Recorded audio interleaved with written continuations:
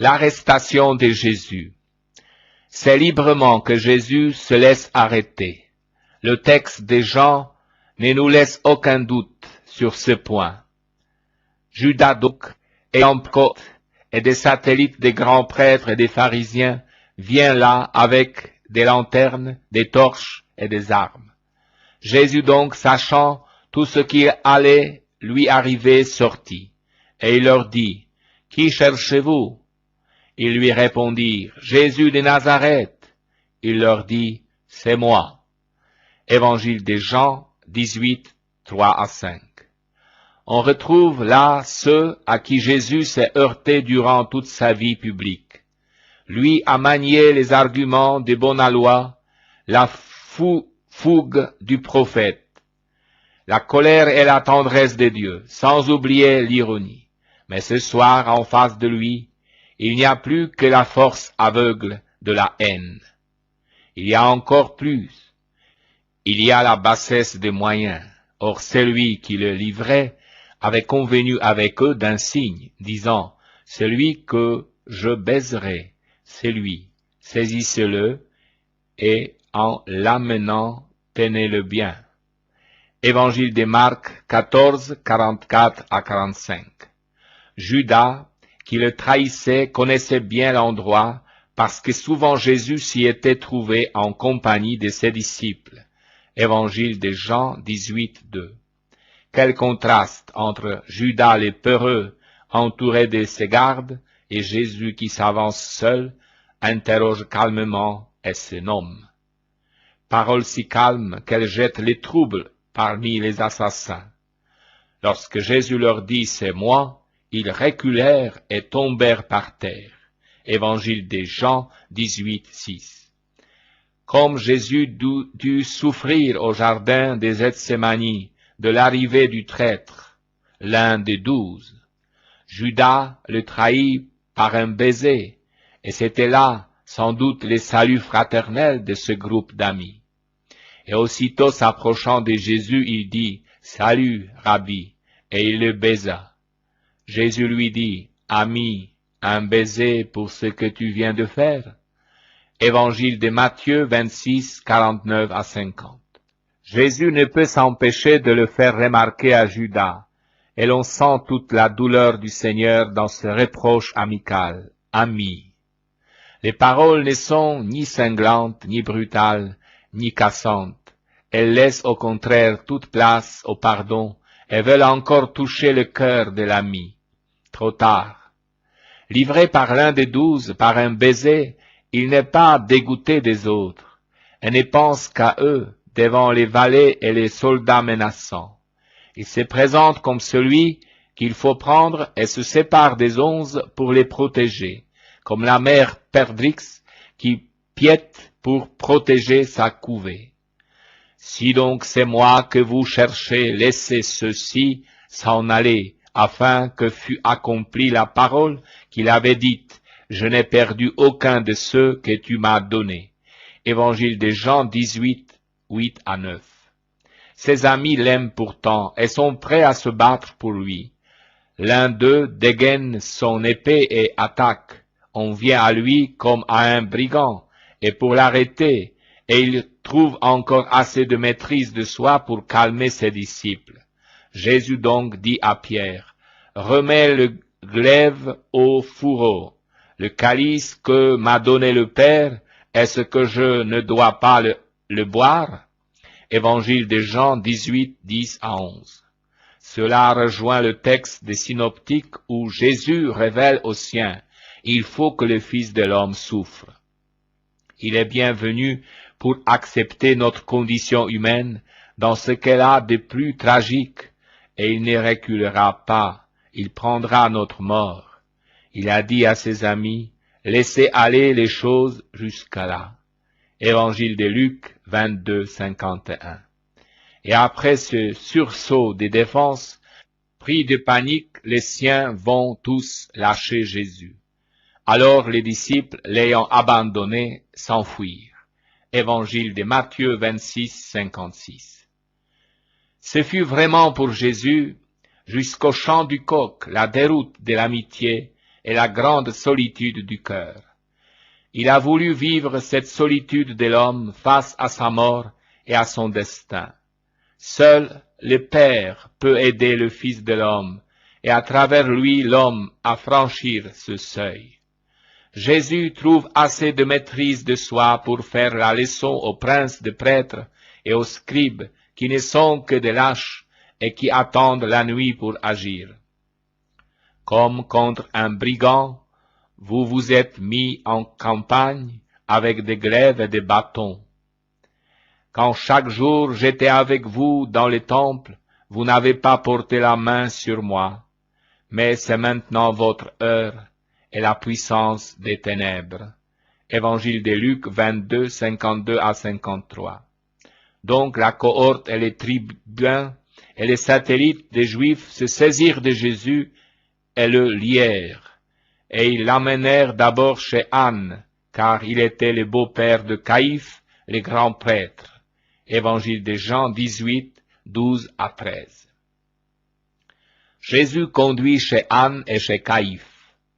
Saisi et lié, Jésus est promené de chez Anne au Caïphe, livré à la brute humaine, sans défense, comme tant d'hommes de tous les temps et de tous les pays, maltraités et encore plus blessés dans leur dignité d'homme.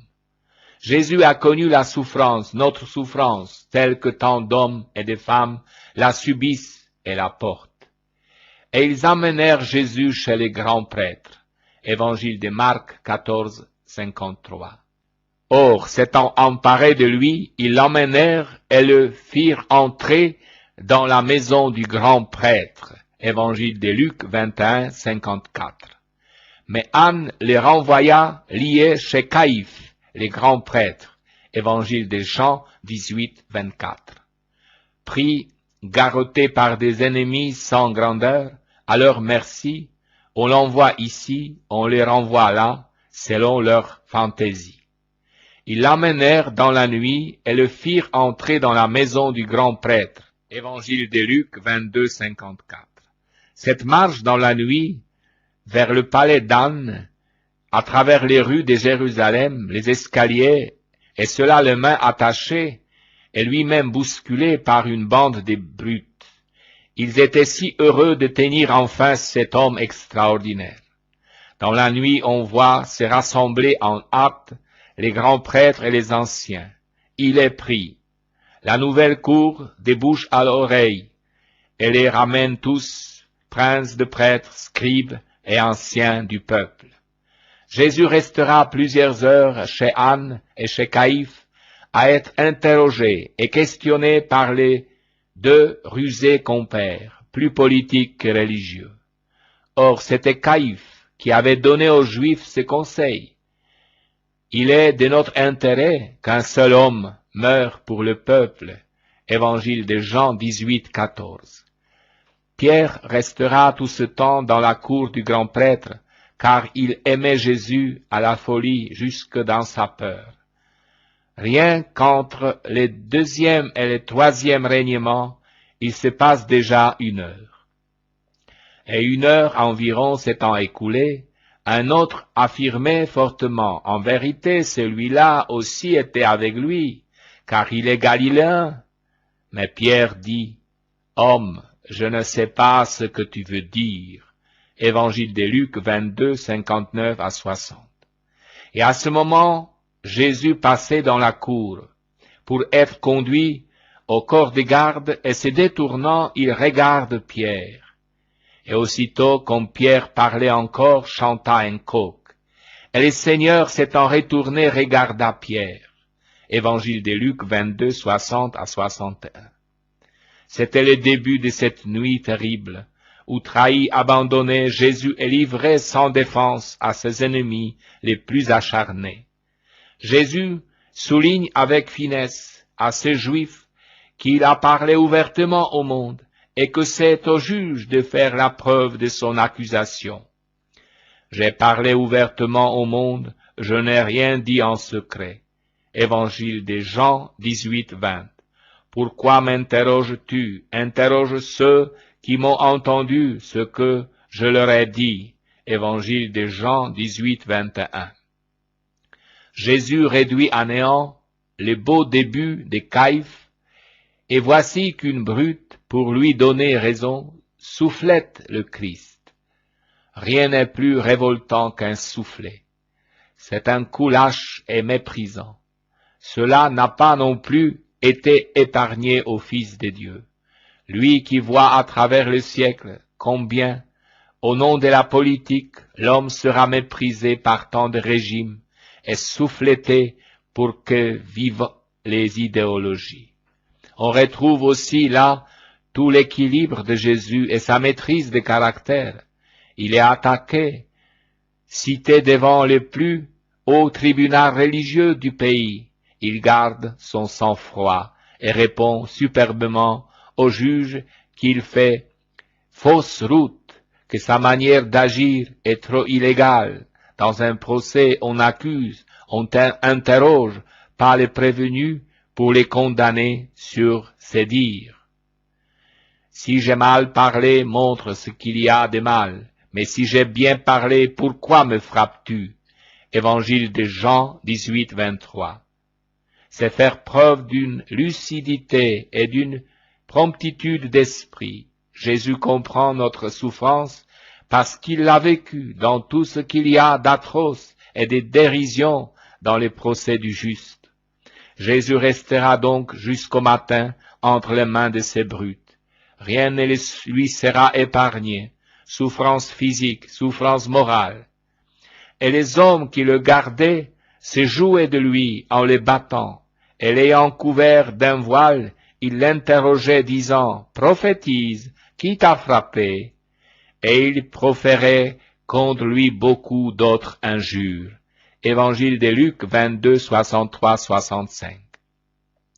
Et leurs mains n'avaient rien d'amical, et leurs plaisanteries étaient aussi lourdes que leurs mains. Et rien n'est aussi excitant que de taper sur quelqu'un qui ne peut se défendre. Quand on pense que c'est là une chair vivante, plus sensible et plus aimante que toute autre chair, et le Verbe s'est fait chair, et que c'est là le Fils de Dieu anéanti, encore plus écrasé dans son âme que dans son corps, par ses humiliations dévalées. Prophétise-nous, Christ, qui t'a frappé. Évangile de Matthieu 26, 68. Le Sanhédrin condamne Jésus.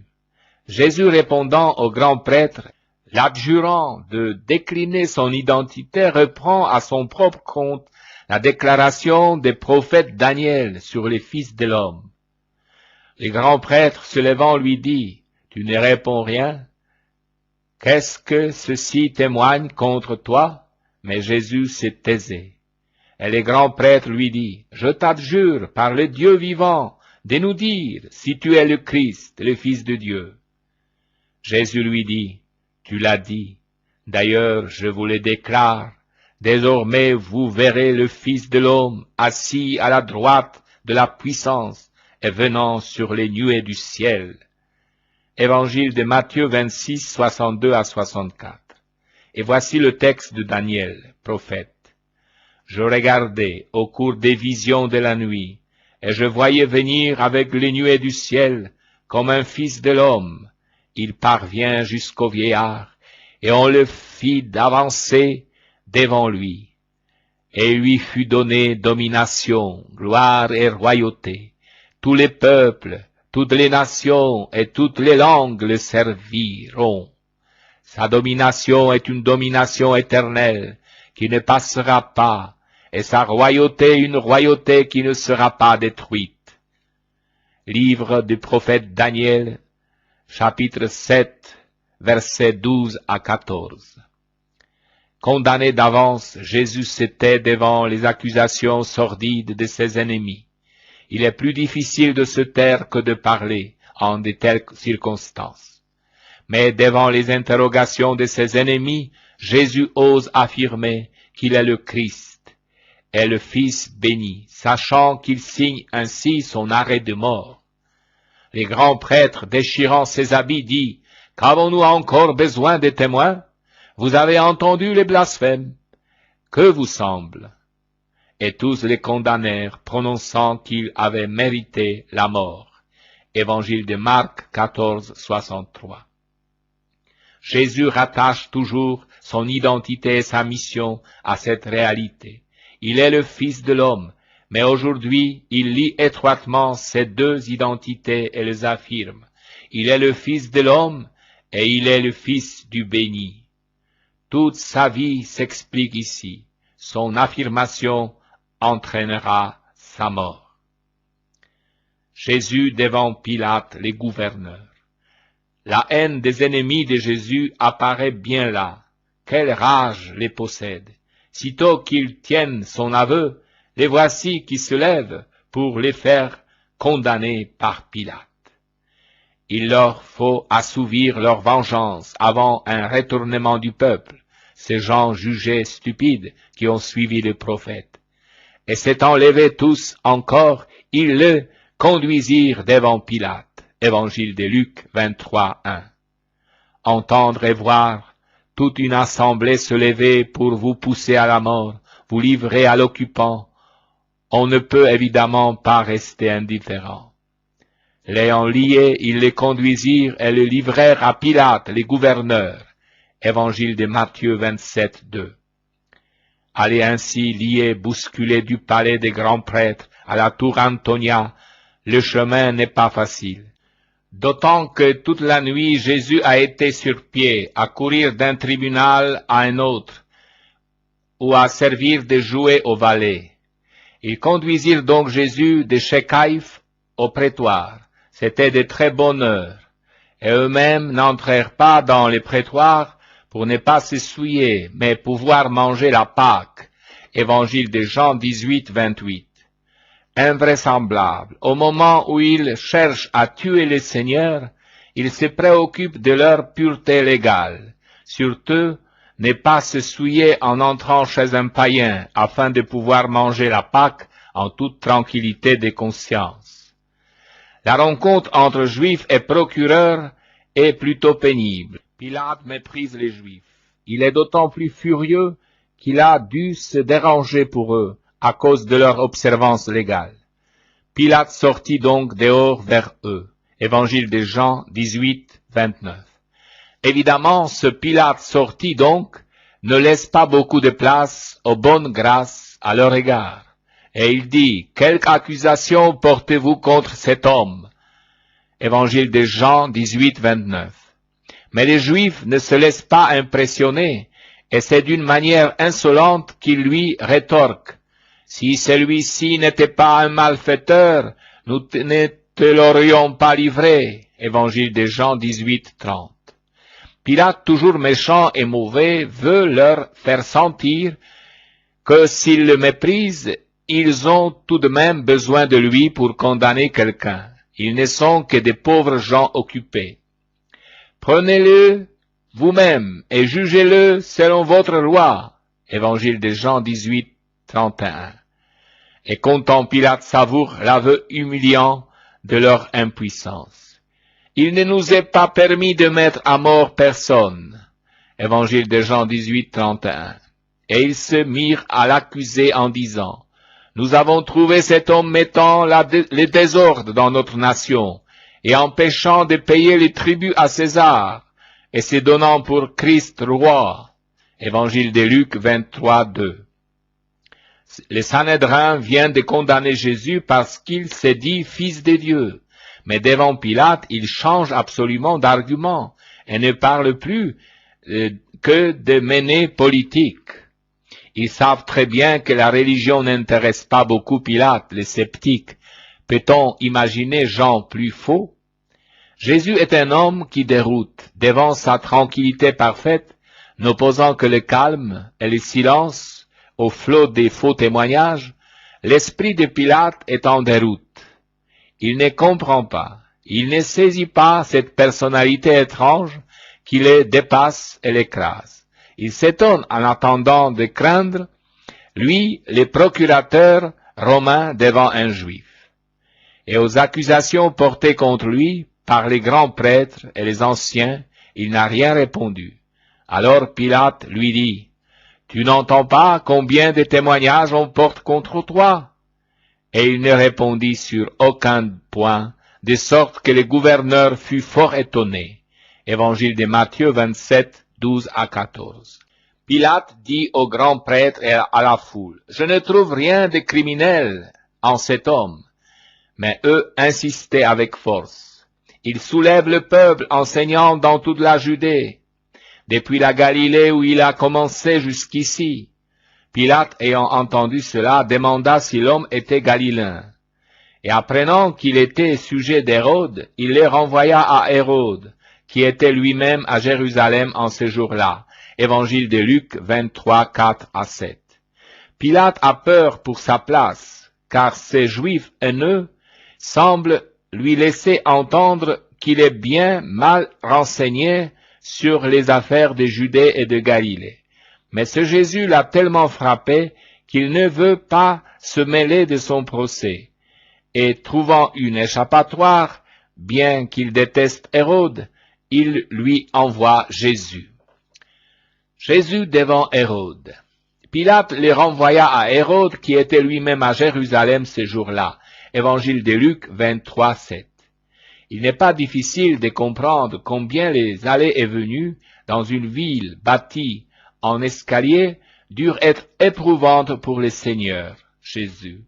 Monter et descendre des ruelles raides comme des échelles, les mains liées et bousculées par des soldats ou des valets n'est pas une situation de tout repos.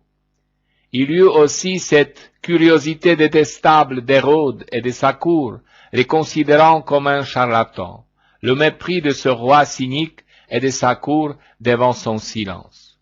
Or, en voyant Jésus, Hérode éprouva une grande joie, car depuis assez longtemps il voulait le voir pour ce qu'il avait entendu dire de lui, et il espérait lui voir faire quelques miracles. Il lui posait d'assez nombreuses questions, mais il ne lui répondit rien. Les grands prêtres et les scribes étaient là, l'accusant avec force. Hérode, avec son escorte militaire, le traita avec dédain, et en s'amusant, il le revêtit d'un vêtement d'un blanc éclatant et le renvoya à Pilate. Évangile de Luc 23, 8 à 11. La renommée de Jésus était parvenue depuis longtemps jusqu'à Hérode. Enfin, il allait voir cet homme étonnant, se devint autour réputé. Il en sera pour ses frais. Jésus n'est pas un charlatan ou un bateleur. Il ne répondit rien au meurtrier de Jean le Baptiste. Devant cette grandeur qui l'agace, Hérode fait semblant de prendre les prophètes de Galilée pour un fou en les revêtant du vêtement blanc et en les renvoyant à Pilate. Jésus de nouveau devant Pilate. Dans les dialogues entre lui et Pilate, Jésus témoigne d'une étonnante liberté d'esprit et de parole. Sa royauté n'entre pas en concurrence avec le pouvoir temporel, elle est d'un tout autre ordre. Pilate rentra donc dans le prétoire et appela Jésus, et il lui dit, « Tu es le roi des Juifs ?»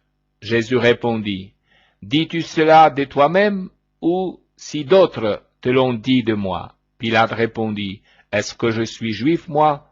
Ta nation et les grands prêtres t'ont livré à moi. Qu'as-tu fait? » Jésus répondit, « La royauté qui est la mienne n'est pas originaire de ce monde. Si ma royauté venait de ce monde, mes serviteurs auraient combattu pour que je ne fusse pas livré aux Juifs. Mais maintenant qu'ils n'ont pas combattu, ma royauté ne vient pas d'ici bas. » Évangile de Jean 18, 33 à 36. Après cette nuit terrible, Jésus possède encore toute sa lucidité d'esprit et répond avec une clarté remarquable à Pilate.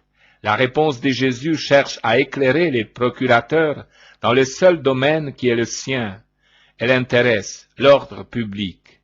Il n'est pas agitateur. Il n'a fomenté aucun trouble.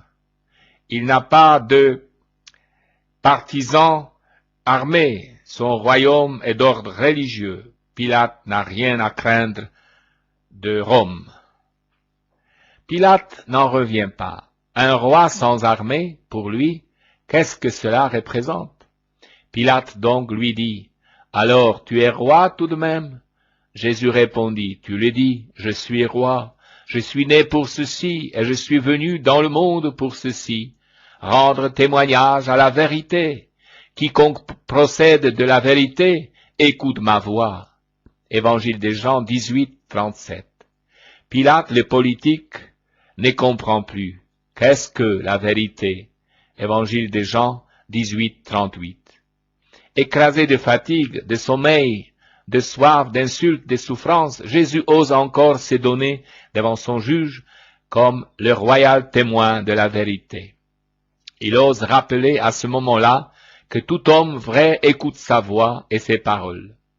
Jésus tranquillise Pilate. L'espérance qu'il annonce n'est pas de ce monde. Le pouvoir n'a rien à craindre de son influence. Le monde ne se confond pas avec le royaume des cieux. Prisonnier de Pilate, il ose lui dire qu'il y a un autre pouvoir que le sien, plus important que le pouvoir politique, le pouvoir de la vérité. Pilate ne comprend pas. Qu'est-ce que la vérité? Qui jamais osa se donner une telle mission? Roi de l'univers, né dans la royauté, témoin et garant de la vérité.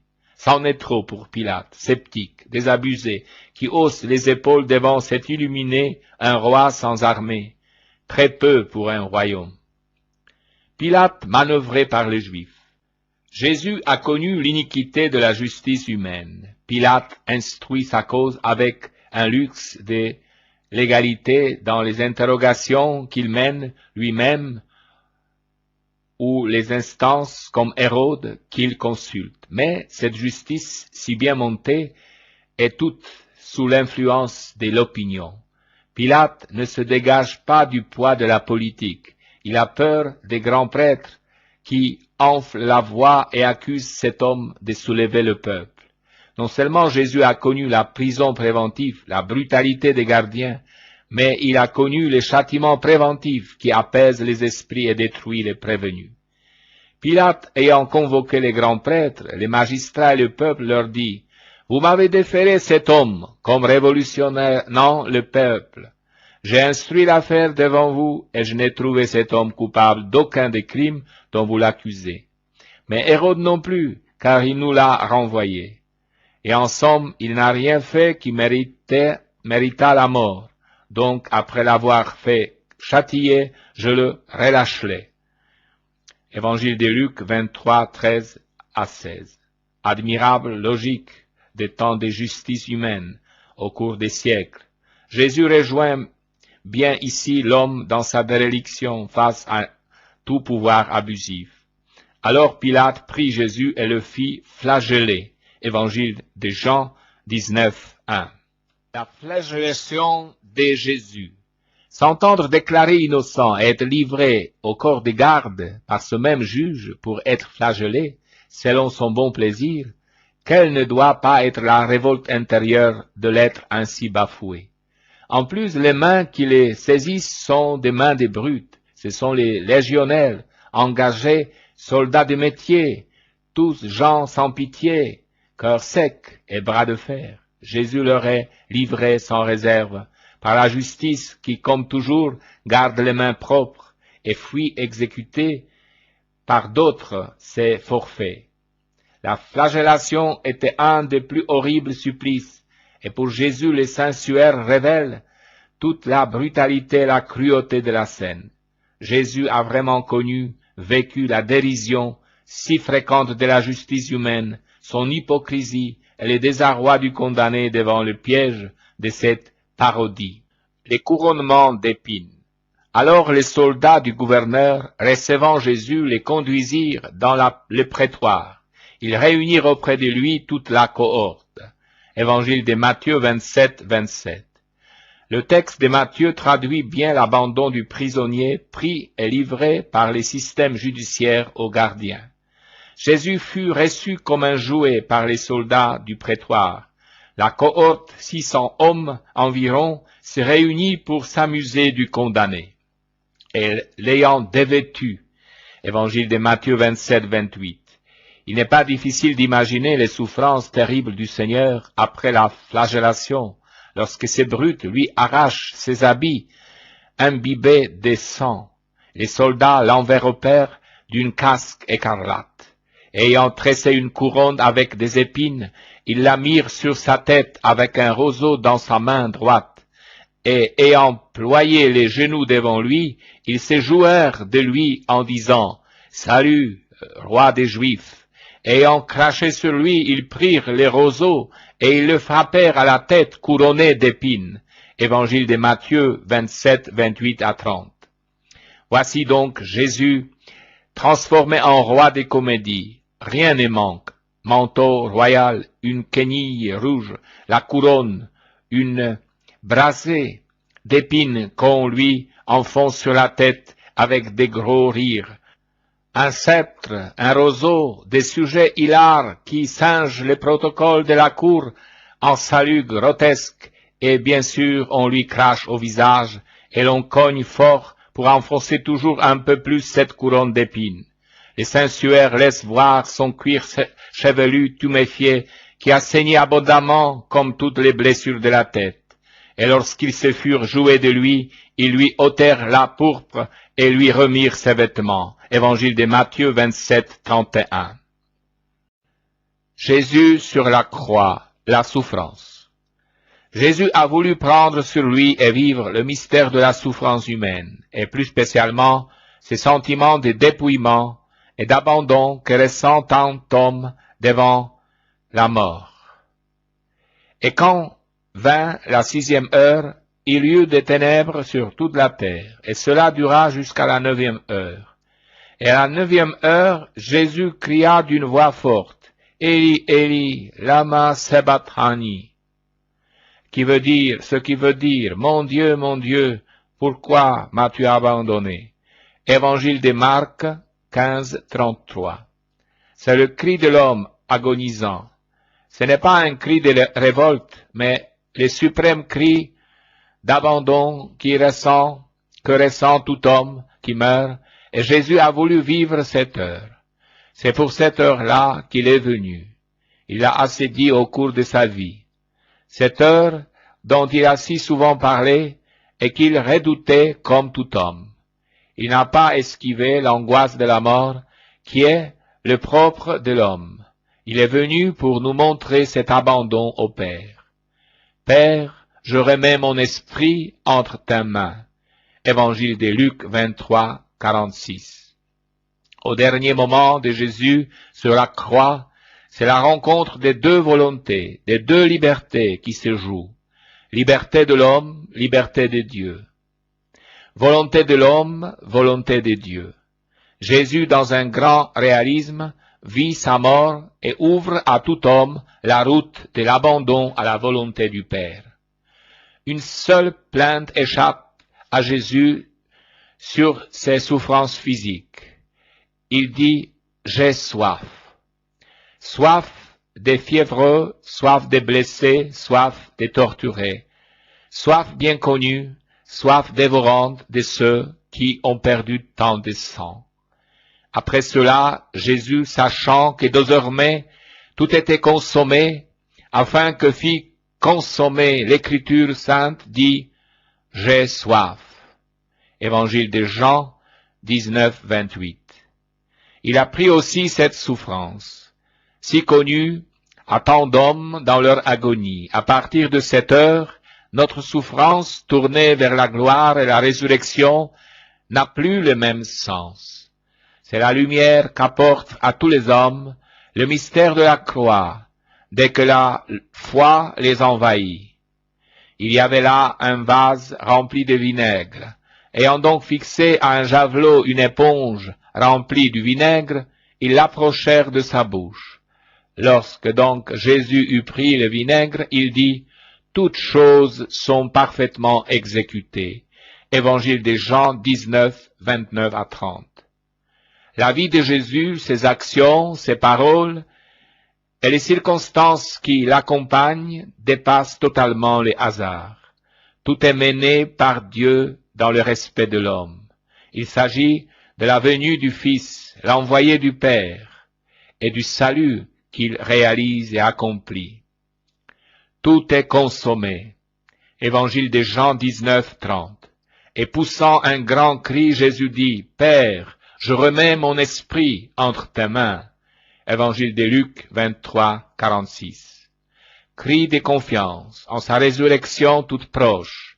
Invitation pour tous les hommes à s'abandonner librement au Père éternel. C'est là toute la profondeur du sacrifice de Jésus. Il consiste avant tout dans cette acceptation de notre condition mortelle, et il donne à cet abandon à la volonté de Dieu une dimension extraordinaire. La souffrance et la mort de Jésus viennent conclure l'œuvre d'amour de Dieu à l'égard de l'homme. Soudain, l'homme n'est plus enfermé dans son néant de créatures, car le Dieu à qui il s'en remet n'est pas le Créateur lointain et distant, mais le Père, son Père. Ayant dit cela, il expira. Évangile de Luc 23, 46. Après la mort de Jésus, la mise au tombeau. Jésus fut si grand dans son dernier cri, en remettant son âme aux mains du Père, que les centurions des gardes, un soldat, sentit la divinité se trahir dans ce cri d'agonie, tellement il fut empreint de noblesse et de grandeur. Et les centurions qui s'étaient tenus en face de lui, voyant qu'il avait expiré ainsi, dit, « Vraiment, cet homme était le Fils de Dieu. » Évangile de Marc 15, 39. Après la mort de Jésus, Joseph d'Arimathie, qui était disciple de Jésus mais en secret par crainte des Juifs, demanda à Pilate d'enlever le corps de Jésus, et Pilate le permit. Évangile de Jean 19, 38. L'amitié de Jésus n'est pas réservée à tel ou tel. Tous les hommes un jour peuvent rencontrer cette amitié, les hommes comme les femmes, les riches comme les pauvres. Les Juifs, donc, comme c'était la parascève, afin que le corps ne demeure pas sur la croix durant le sabbat, car c'était un grand jour que ce sabbat, demandèrent à Pilate qu'on leur rompît les jambes et qu'on les enlevât. Évangile de Jean 19, 31. Les soldats vinrent donc et rompirent les jambes du premier brigand puis l'autre qui avait été crucifié avec lui. Mais venant à Jésus, comme ils virent qu'il était déjà mort, ils ne lui rompirent pas les jambes, mais un des soldats lui piqua les côtés de sa lance, et aussitôt il sortit du sang et de l'eau. Évangile de Jean 19, 32 à 34. Ses amis ne l'ont pas abandonné dans la mort, malgré la honte qui enveloppe tout condamné. Joseph d'Arimathie, Nicodème, Marie de Magdala et Marie, mère de José, ont su l'entourer de leur affection avec courage et malgré le risque.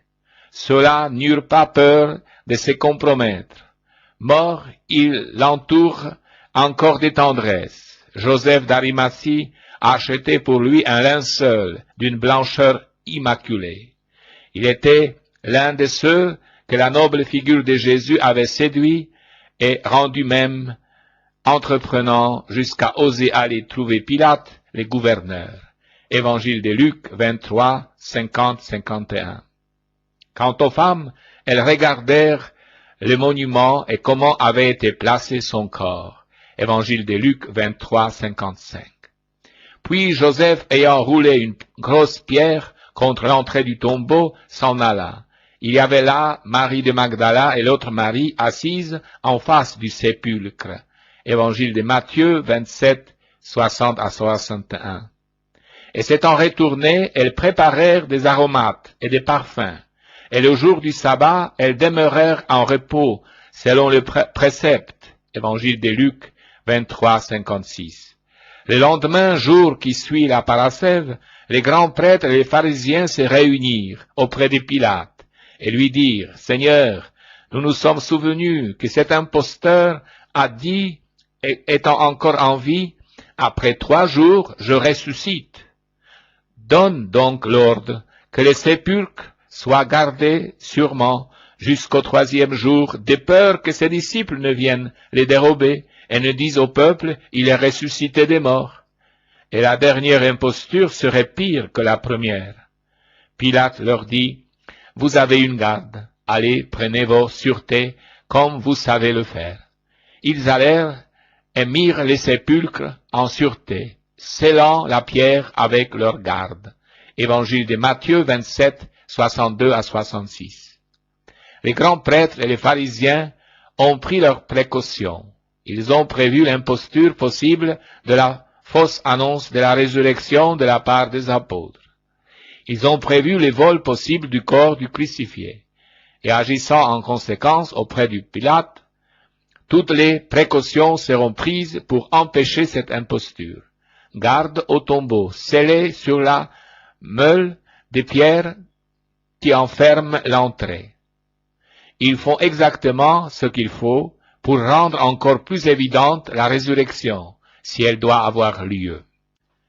Les saintes femmes vont au tombeau. Marie-Madeleine et Marie, mère de Jacques, ont patienté pendant tous les sabbats, mais elles n'y tiennent plus. Il fait encore nuit, et voici qu'elles sont déjà en route pour les tombeaux. Jésus occupe une telle place dans leur cœur qu'il a conquis qu'à la vue du tombeau, Marie-Madeleine le croit violé et court confier aux amis Pierre et Jean sa douleur d'avoir même perdu le corps de celui qu'elle aimait tant. Elle est désemparée, sans même songer encore à la résurrection. Tout cela est hors de sa pensée. Mais elle annonce à Pierre et à Jean que le corps du Seigneur a disparu. Et les voilà tous les deux qui courent à perdre haleine vers le tombeau. Jean, déférent envers son aîné, n'entre pas, mais se penche pour regarder. Pierre entre. Des linges. Jésus ramène toute l'humanité vers Dieu, vers le Père, tous ses fils dispersés dans le temps et l'espace. Sa résurrection est le signe de notre adoption, d'où sa parole dite à Marie-Madeleine. Ne me touche pas, car je ne suis pas encore monté vers le Père. Mais va vers mes frères et dis-leur, je monte vers mon Père et votre Père, vers mon Dieu et votre Dieu. Marie de Magdala vient annoncer aux disciples, j'ai vu le Seigneur, et ce qu'il lui avait dit. Évangile de Jean 20, 17 à 18. Le Fils de l'homme regarde ses disciples comme des frères, et celle qui annonce sa résurrection est une femme, tirée par lui du péché, et passée du mépris des hommes à l'amour respectueux des dieux. Jésus lui révèle en premier le mystère et l'envoie l'annoncer aux siens. Les tombeaux vides. Au matin de Pâques, les saintes femmes ne s'attendent nullement à la résurrection. Elles viennent simplement pour oindre le corps du Seigneur. Elles viennent l'ensevelir selon la coutume. Il faut qu'elles voient les tombeaux ouverts pour qu'elles commencent à se troubler. Et il faut qu'un ange, messager flamboyant de Dieu, leur ouvre l'esprit pour leur faire comprendre la vérité dans sa réalité. Or l'ange leur dit, ne soyez pas dans la stupeur. Vous cherchez Jésus de Nazareth, le crucifié. Il est ressuscité, il n'est pas ici. Voici la place où on l'avait déposé. Mais allez et dites à ses disciples et à Pierre, il vous précède en Galilée, là vous le verrez, comme il vous l'a dit. Évangile de Marc 16, 6 à 7. Les témoins de la résurrection. Les gardes n'ont pas vu la résurrection, mais comme Marie de Magdala et Marie Jacobée, qui arrivent au tombeau à l'aube, ils sont terrifiés par les tremblements de terre, l'ange du Seigneur roulant la pierre et l'aspect de ce messager céleste. Son aspect était comme un éclair et son vêtement blanc comme la neige. À sa vue, les gardes effrayés tombèrent et deviennent comme morts. Évangile de Matthieu 28, 3 à 4. Luc a noté l'attitude de Pierre lorsque les femmes viennent annoncer aux apôtres que le corps du Seigneur a disparu du tombeau. Les femmes radotent d'après eux. Mais leurs paroles ont tout de même remué ces rudes marins, et voici que Pierre court maintenant vers le tombeau. Or Pierre, se levant, courut au tombeau, et avançant la tête, il ne voit que des bandelettes, et il retourna chez lui, s'étonnant de ce qui était arrivé. Évangile de Luc 24, 12. Saint Jean, de son côté, note bien que c'est graduellement, après la découverte du tombeau vide, que lui, comme Pierre, commence à entrevoir l'immense mystère du ressuscité. Il note même, et il vit et il crut. C'est qu'il ne savait pas encore que d'après l'Écriture, il devait ressusciter d'entre les morts. Évangile de Jean 28 à 9. Ils attendaient un roi, un bonheur terrestre. C'est tout un autre mystère qui se révélait à eux, car cette résurrection ne pouvait être que le prélude de la résurrection générale et d'un changement complet de perspective pour l'humanité. Cette humanité se trouvait bien devant l'annonce de la bonne nouvelle du royaume de Dieu. À nous, aux apôtres, de changer de mentalité progressivement. Marie de Magdala a eu le privilège de la première rencontre avec Jésus au matin de Pâques. Cette femme désemparée, engloutie dans la faiblesse de son péché et à qui Jésus a permis d'exister, ne nous ouvre-t-elle pas le chemin de la merveilleuse amitié qui l'a transformée? Marie-Madeleine, après la mort de Jésus, reste désemparée. Avec lui, elle a tout perdu. Elle se tient près du tombeau et elle pleure. Or, Marie se tenait près du tombeau, au dehors, pleurant. Évangile de Jean 21. Femme, pourquoi pleures-tu? Sa réponse la montre toute tournée vers lui, car avec sa mort, son univers s'effondre. Parce que l'on a pris mon Seigneur, et que je ne sais pas où on l'a mis. Évangile de Jean 23. Les larmes et le chagrin l'aveuglent, alors qu'elle le voit, qu'elle le prend pour les jardiniers. Seigneur, si tu l'as emporté, dis-moi où tu l'as mis, et j'irai le prendre. Mais un mot, un seul mot, son nom, prononcé avec tendresse, lui révèle, au timbre de la voix, la présence de l'ami, et la jette aux pieds de Jésus. Marie, Rabouni.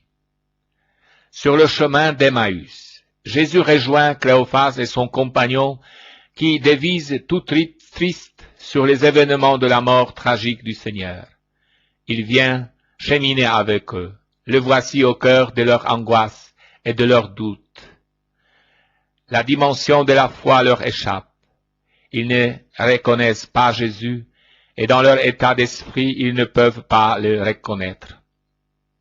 Comme toujours, notre raison se heurte contre le mystère de la souffrance et de la mort.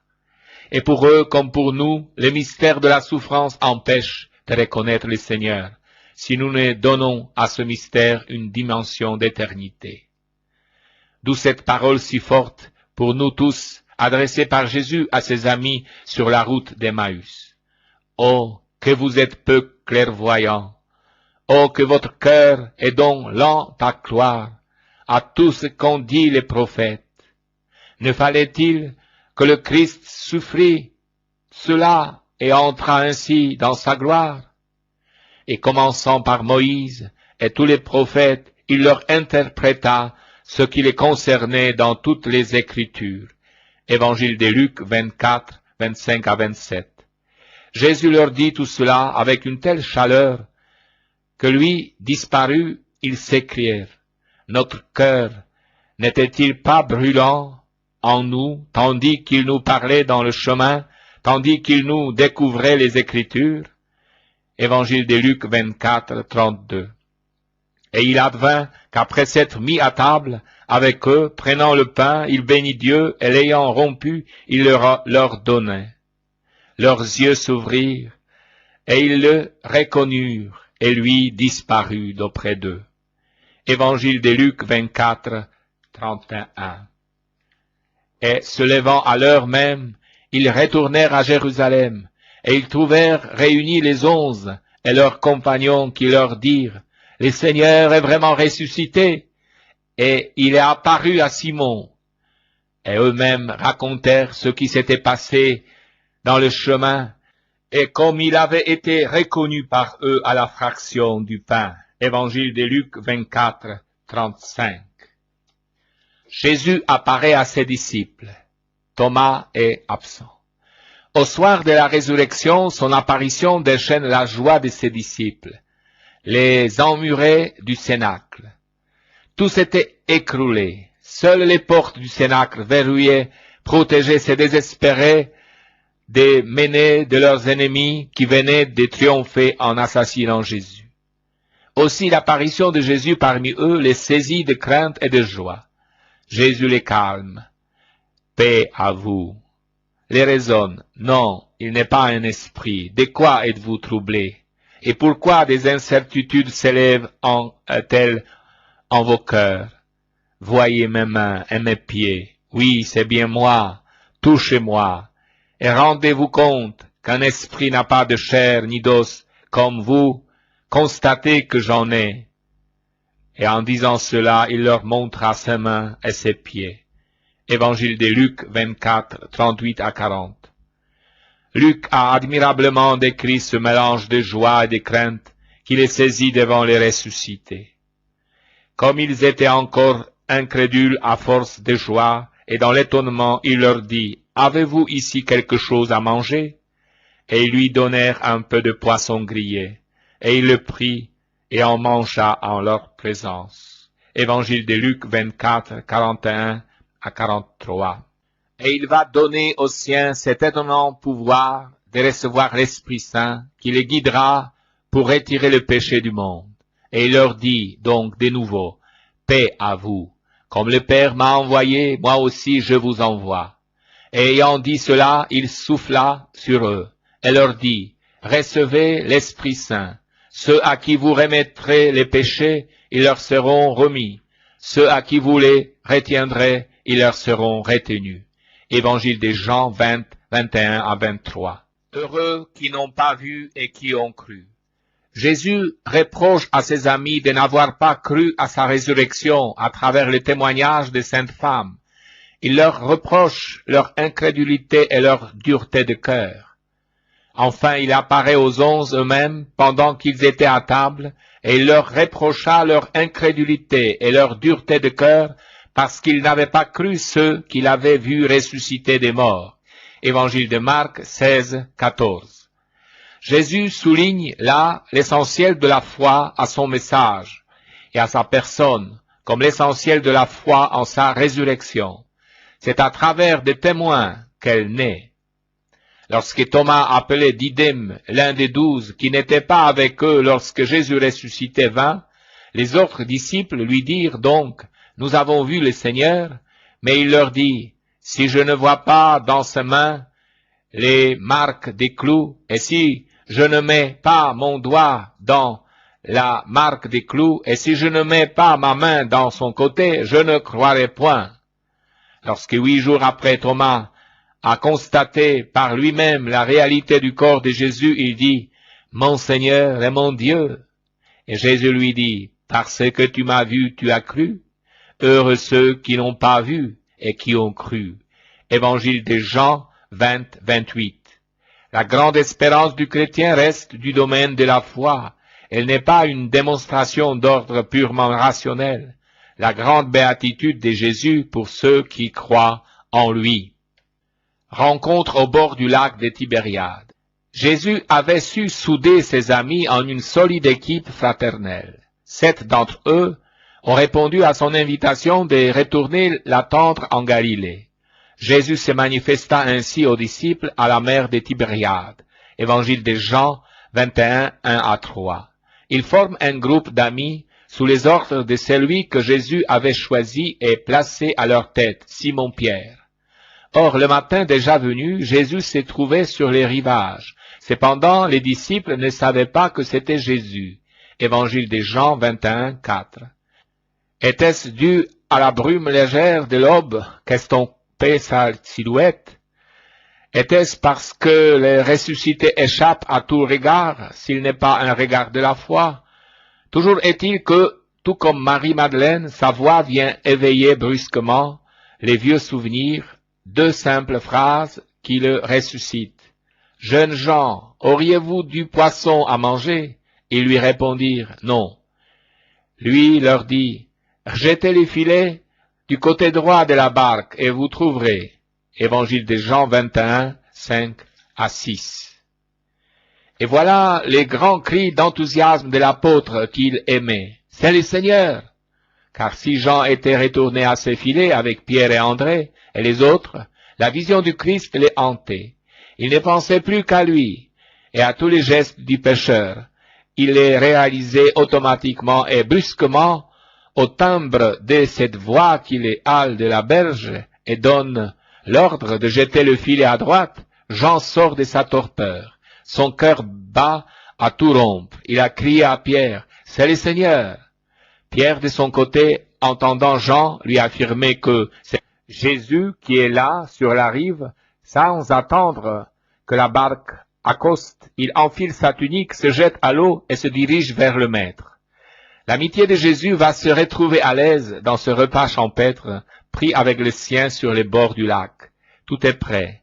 Lorsqu'ils furent descendus à terre, ils s'aperçoivent sur le sol un feu de braise sur lequel il y avait du poisson et du pain. Jésus leur dit, « Apportez quelques poissons de ceux que vous venez de prendre maintenant. » Simon-Pierre monta donc dans la barque et releva vers la terre le filet plein de 153 gros poissons. Et malgré ce nombre, le filet ne fut pas rompu. Jésus leur dit, « Venez déjeuner. » Jésus s'approche et prend le pain et le leur donne, et le poisson de même. Évangile de Jean 21, 9 à 13. Le repas, c'est la fête, et aujourd'hui, c'est la fête mystérieuse où l'on reconnaît le ressuscité à la fraction du pain et grâce au poisson partagé. M'aimes-tu? Après le déjeuner au bord du lac de Tibériade, où Jésus a préparé lui-même le poisson grillé et le pain, se place le dialogue entre Pierre et son Seigneur. « Simon, fils de Jean, m'aimes-tu plus que ceci ?»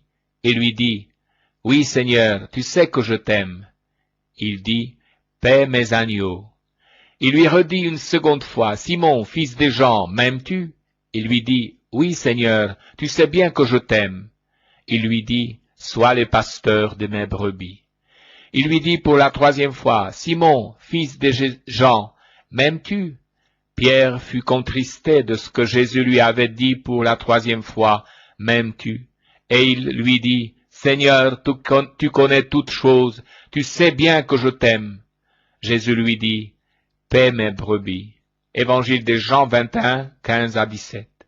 Jésus offre ainsi son amitié à Pierre, efface le triple règnement et provoque sa triple profession de foi, de plus en plus véhémente, pour l'établir de nouveau le pasteur universel. Dans cet entretien, tout est suggéré plutôt qu'exprimé. Pas de reproches directs, ce sont des questions délicates, des allusions discrètes, des phrases chargées de sens qui font explosion dans l'âme sans la blesser. Quel art vraiment divin de pénétrer dans les cœurs pour en manier les secrets ressorts. Allez enseigner toutes les nations. C'est au monde entier que s'adresse le message de Jésus, porteur de la grande espérance de la vie. Avec son triomphe sur la mort, Jésus change la vie dans un sens plénier. Rien n'est plus comme avant. Et les 11 disciples se rendirent en Galilée, à la montagne que leur avait désignée Jésus. Et en les voyant, ils se prosternèrent, eux qui avaient douté. Et Jésus s'approche d'eux, leur parle en ce terme. « Toute puissance m'a été donnée dans le ciel et sur la terre. Allez donc, enseignez toutes les nations, les baptisant au nom du Père et du Fils et du Saint-Esprit, leur enseignant à pratiquer tout ce que je vous ai commandé. Et voici que je suis avec vous en tout temps jusqu'à la consommation des siècles. » Évangile de Matthieu 28, 16 à 20. La force de l'apôtre, c'est cette sécurité puisée dans l'amitié du Seigneur. Ce qu'il annonce, c'est l'évangile, la parole du Christ, et non la sienne. Et il a reçu la promesse de sa présence près de lui au milieu de toutes ses difficultés. Allez, par le monde entier, prêchez l'évangile à toute créature. Évangile de Marc 16, 15. Celui qui croira et sera baptisé sera sauvé. Celui qui ne croira pas sera condamné. Évangile de Marc 16, 16. Oui, il faut enseigner, proposer, il faut prêcher l'évangile. L'apôtre, l'ami de Jésus, est celui qui a l'audace d'annoncer Jésus-Christ.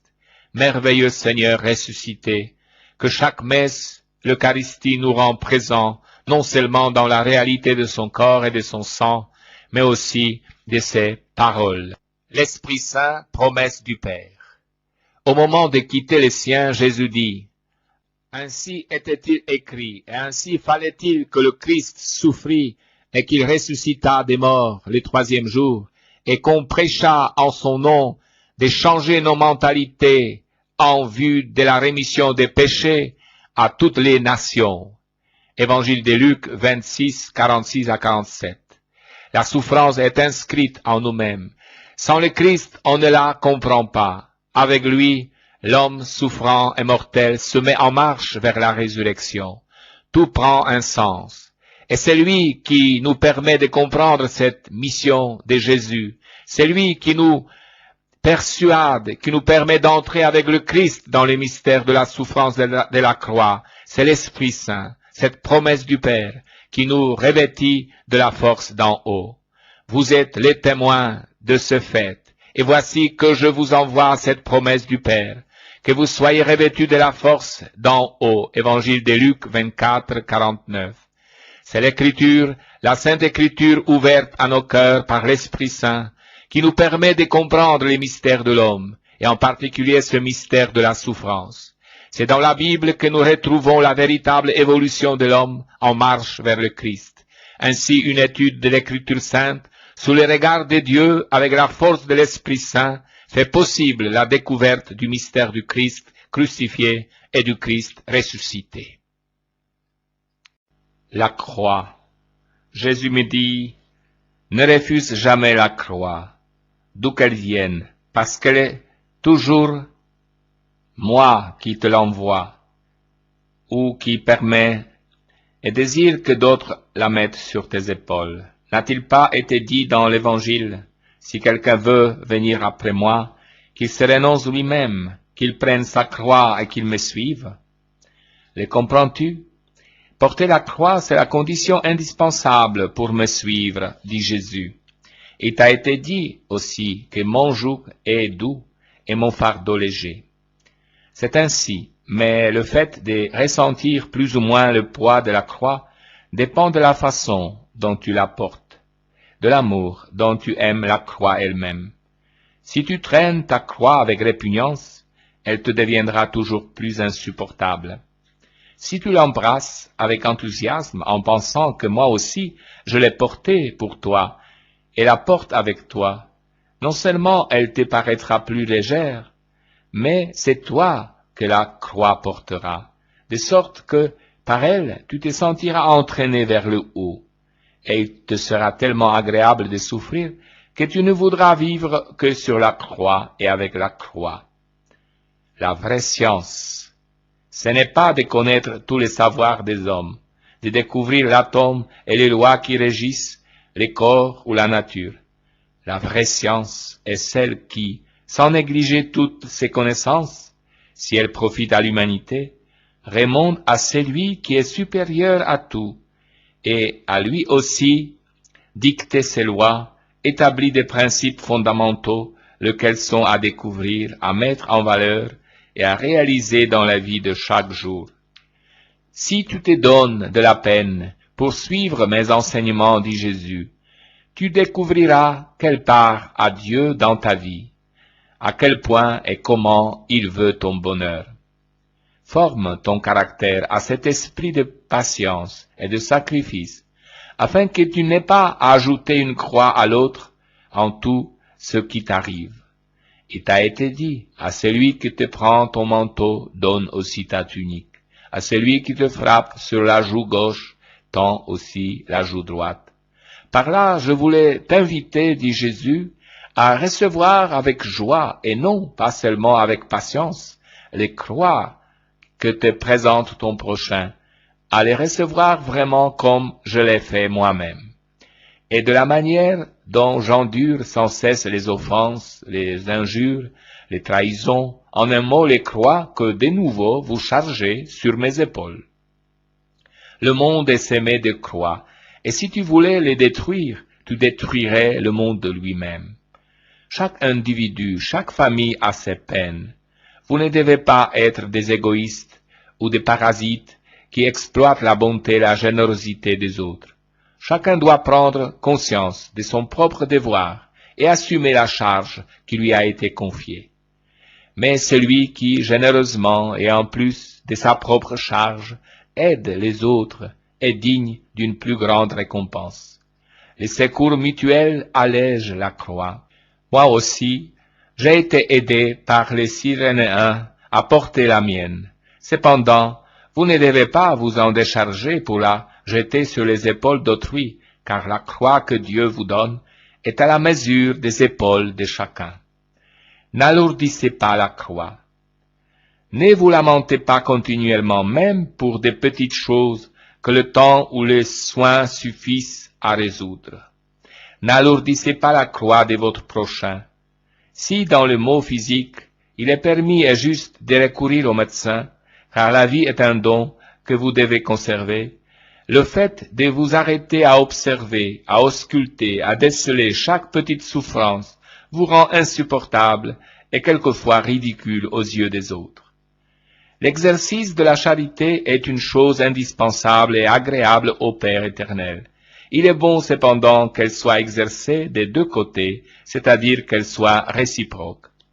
Quant aux souffrances morales, qui très souvent sont supérieures aux souffrances physiques, elles peuvent provenir du caractère, d'une sensibilité excessive, ou du fait de vouloir endosser des responsabilités inexistantes. C'est pourquoi vous devez vous dépasser vous-même et vous efforcer d'ôter ce qui est imparfait et de regarder les choses avec plus de sérénité.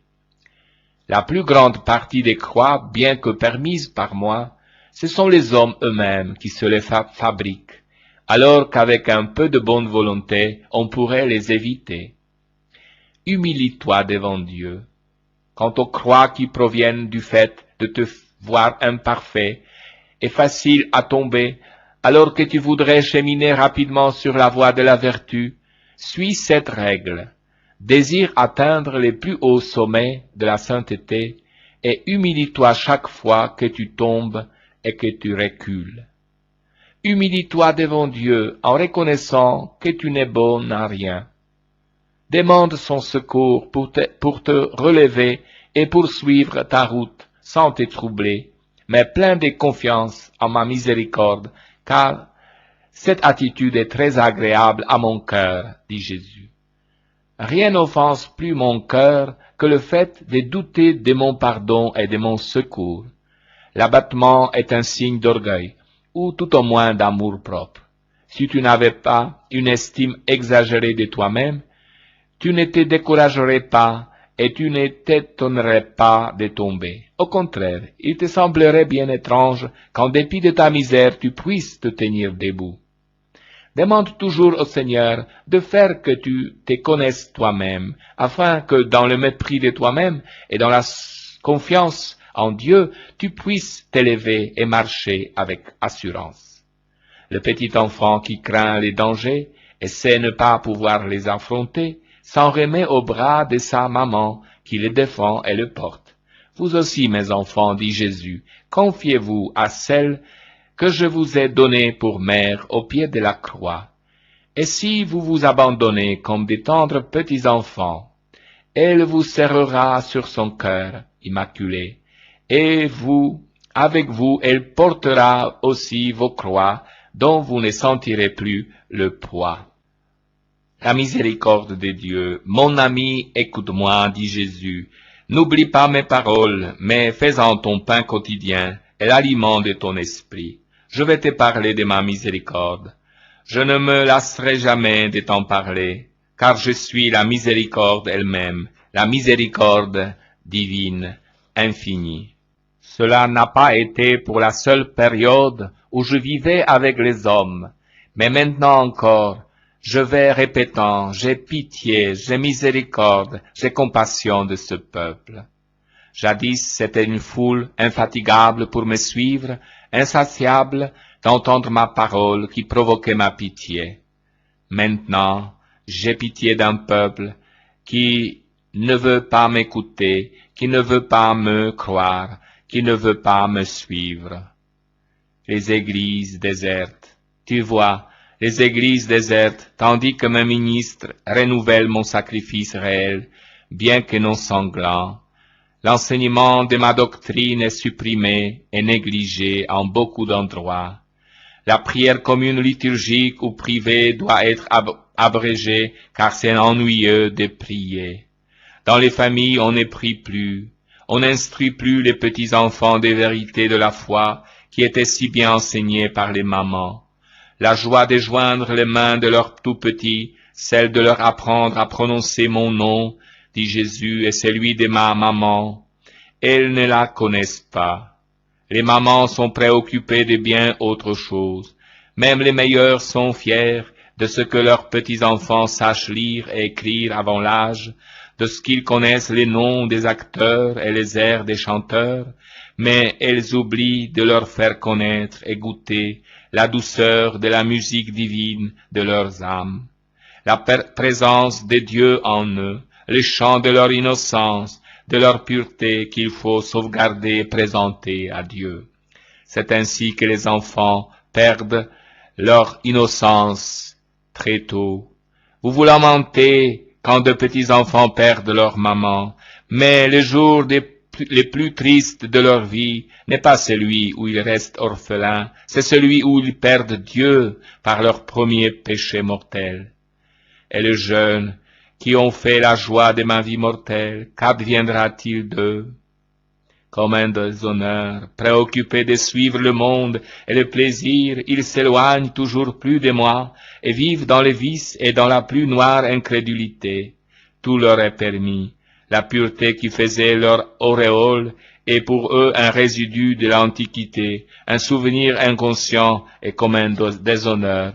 L'idéal pour lequel les jeunes auraient donné leur vie n'existe plus. Ce sont l'égoïsme sous toutes ses formes, le moi, la personnalité propre qui commande, alors que l'on méconnaît l'autorité et que l'on se roule dans la fange. Et les adultes, ils rivalisent avec les jeunes d'impudence, d'incrédulité, de négligence de leurs devoirs et d'amour pour les plaisirs.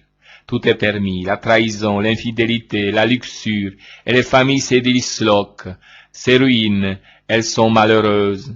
Si l'on ôte Dieu des familles, lui qui en est le lien, qui pourra les maintenir unis? C'est pourquoi règne la haine, la discorde, l'incrédulité, les désordres. Même la société, qui est l'ensemble des familles, se ressent de cet état de choses, elle aussi est corrompue. Il n'y a pas de justice, pas d'amour du devoir, pas de droiture, tout ce que faisaient les honnêtes gens est chose dépassée. Maintenant, chacun doit penser à soi, à son propre intérêt, à son propre bien-être, sans se soucier des autres. Qu'importe si, pour occuper un poste de commandement ou une place mieux rétribuée, on doit écraser la tête de son semblable. Qu'importe si l'on doit ôter le pain de la bouche de son frère. Le monde actuel appartient au plus fort, dit-on, sinon en parole, du moins en pratique. C'est ainsi qu'apparaissent les luttes sociales, les désordres de tout genre et de toutes catégories. C'est ainsi que naissent les haines des classes, les guerres fratricides, les luttes civiles, les terrorismes, la violence de toutes sortes. À leur suite, voici les nations qui luttent entre elles pour des motifs futiles qu'elles-mêmes ne sauraient définir avec précision. Voici les guerres racistes, comme si moi, dit Jésus, je n'étais pas venu au monde pour les sauver tous, les blancs et les noirs, parce qu'ils sont tous mes enfants. Pitié de ce peuple. Devant tous ces mots qui sont une pâle idée du véritable mal régnant dans le monde, je m'adresse encore à mon Père, et je lui dis, Père, aie pitié de ce peuple. Père, pardonne-leur, car ils ne savent pas ce qu'ils font. Ma miséricorde n'a pas de trêve. Je vais cherchant de petits enfants remplis de sagesse qui m'aiment. Je vais cherchant des jeunes généreux, ardents et purs qui me suivent. Je vais cherchant des âmes pleines de bonté qui réparent. Je suis toujours prêt à pardonner, à oublier, à aimer, dit Jésus. Mes enfants, voulez-vous être de ce nombre? Voulez-vous consoler mon cœur rempli de tristesse? Voulez-vous pleurer avec moi, souffrir avec moi, aimer avec moi? N'attendez pas que la mesure déborde. Suppliez le Père éternel qu'il use encore et toujours de sa miséricordieuse bonté, qu'il n'étende la main sur le monde que pour vous sauver. Priez ma maman, Vierge Marie, de se présenter encore une fois devant Dieu et qu'elle ravisse son cœur par sa merveilleuse beauté et sa bonté. Offrez au Père éternel mon sang et le mérite des saints pour qu'il ne fasse pas justice d'un monde si pervers et si ingrat. Dieu est toujours prêt à pardonner, à condition que vous vous repentiez. Il oublie tout. Repentez-vous, je vous en prie, dit Jésus, avant qu'il ne soit trop tard. Vienne le jour où tous les hommes, unis en un seul cœur, avec les anges et les saints, chanteront la miséricorde du Seigneur dans l'éternité. La tempérance. Écoute, mon ami, la leçon que tu vas commencer t'apprendra la modération dans toutes les exigences naturelles auxquelles cependant tu ne peux renoncer à moins que je ne le veuille, dit Jésus. Je te parlerai de la vertu des tempérances, si peu connue du monde et que beaucoup négligent de pratiquer, bien qu'elle soit une vertu de base du christianisme. La tempérance est la vertu qui te rend sobre dans le manger et le boire, comme aussi dans tous les besoins naturels. Ceux-ci, lorsqu'ils sont satisfaits avec excès, font leur esclave de la nature humaine, qui ne dépend plus de l'esprit comme elle le devrait. Beaucoup pensent que le fait d'être maître de soi, en s'acquittant des devoirs du manger, du boire, du sommeil, du repos, du divertissement, est une chose de peu ou d'aucune importance. Or moi-même, dit Jésus, je t'ai prouvé le contraire, en m'imposant un jeûne de 40 jours avant de commencer ma vie d'apostolat. Pénitence et charité. Jean-Baptiste m'avait précédé en prêchant la pénitence et la charité dans le désert, où il s'était retiré pendant 40 jours, se nourrissant d'herbes et de sauterelles. Tu peux conclure à la grande importance du jeûne d'après les paroles que je vous ai dites au cours de ma vie mortelle. Certains démons ne se chassent que par la prière et par le jeûne. La mortification dans la nourriture, unie à la prière qui appelle Dieu au secours, a donc la force de s'imposer aux esprits mauvais eux-mêmes et de les éloigner. Beaucoup, hélas, font de l'alimentation du corps la nécessité première et absolue, la nécessité la plus importante de la vie. Et à la préparation des mets et des boissons, ils consacrent une bonne partie du temps que le bon Dieu leur donne comme une précieuse monnaie à utiliser pour l'éternité. Certains ne sont préoccupés que par les soucis de préparer toutes choses, afin qu'il ne leur manque vraiment rien de ce que réclame le corps, au point que cette préoccupation devient le centre de leur vie et de leurs pensées. Ne vous ai-je pas dit dans l'Évangile, dit Jésus, pourquoi vous préoccupez-vous de ce que vous mangerez, de ce que vous boirez et de la façon dont vous vous habillerez? Regardez les oiseaux du ciel, ils ne sèment pas, ils ne récoltent pas, et pourtant votre Père les nourrit. Regardez les lys des champs, ils ne filent pas, et pourtant Salomon lui-même, dans toute sa sagesse, n'a jamais été habillé comme l'un d'eux. La seule vraie vie. Et j'ai même ajouté, cherchez d'abord le royaume de Dieu, et tout le reste vous sera donné par surcroît. Ce mot, je n'entendais pas te donner l'interdiction de travailler, de gagner de quoi vivre, et de quoi faire une situation. Je voulais seulement t'apprendre quelle place revient à chaque chose, et comment te rappeler la raison de ton existence. Cette raison, ce n'est certainement pas de conserver la vie, mais de la bien utiliser dans la connaissance de Dieu, dans l'extension de son royaume et dans les soucis de gagner la vie éternelle, la seule vraie vie importante à laquelle accéder. Je voulais t'enseigner, dit Jésus aussi, comme il est indispensable de s'abandonner entre les bras de la divine providence, tout en s'appliquant par l'intelligence et la volonté à ce qui, pour tout homme, est à la fois un châtiment et un don, le travail. Châtiment comme conséquence du péché de vos premiers parents, Adam et Ève, don parce que le moyen de sanctification digne des récompenses éternelles. Le Dieu ventre ne règne que trop dans le monde et rassemble autour de lui des idolâtres de tout genre et de toute catégorie. Voilà pourquoi ma douce maman, dans chaque de ses apparitions sur la terre, inculque la pensée et exprime le désir et les commandements de la pénitence pour que l'on puisse détruire cette fausse divinité. Celle-ci empêche l'homme de porter ses pensées et ses affections en Dieu. Elle incite à faire un Dieu de son propre corps. Vertu cardinale. La tempérance est une vertu cardinale, vertu de grande importance dans la vie chrétienne. Je te dirai encore que c'est une vertu qui t'aidera à conserver plus longtemps ton corps lui-même, car elle est salutaire. Celui qui n'abuse pas des choses matérielles se conserve plus fort. La règle et la pratique méthodique créent l'ordre qui apporte toujours ses bienfaits. Te lever de table avec un reste d'appétit est profitable à la santé. En outre, cela te rend maître de toi-même et te met en mesure, par un petit sacrifice, d'élever ta pensée vers Dieu qui t'a fait don de la nourriture et de la boisson. Tout est don dans le monde, depuis le blé avec lequel on prépare le pain délicieux, jusqu'au raisin qui te donnera le vin, de la viande aux fruits. Tout ce dont toi tu te nourris t'a été donné par le Père. Sache en user avec reconnaissance et modération. N'oublie pas ceux qui sont privés de ce don, ou presque. Fais cadeau de ce que tu peux avec générosité à ceux qui en ont besoin. Et surtout, ne gaspille pas ce que Dieu t'a donné. Rappelle-toi, on gaspille par la goinfrerie et l'on gaspille en jetant les superflus qui pourraient servir à d'autres. Généreux avec le prochain. Que l'économie et l'épargne pratiquées envers toi-même t'aident à être généreux avec le prochain, tout en t'imposant des sacrifices. Vous avez l'habitude de citer ce proverbe, la charité sort par la fenêtre et entre par la porte. Et c'est vrai, car le Seigneur rend en les multipliant ce que l'on fait pour les autres.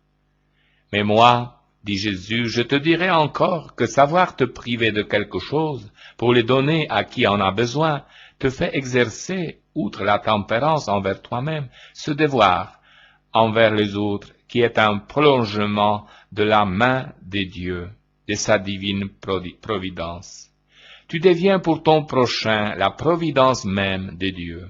Rappelle-toi que la tempérance n'est que la pratique partielle de cette pénitence que j'ai tant cherché à vous inculquer au cours de ma vie mortelle et dont je vous ai donné l'exemple, dit Jésus. C'est pourquoi je te rappelle l'avertissement. Si vous ne faites pénitence, vous périrez tous de la même manière. Avertissement valable pour tous les hommes de tous les temps.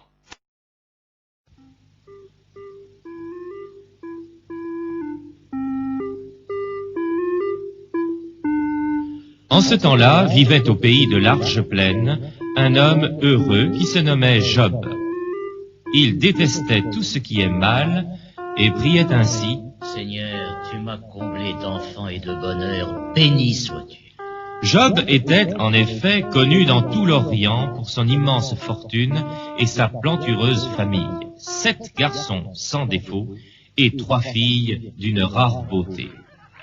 Frères et sœurs s'invitaient à chacun leur tour.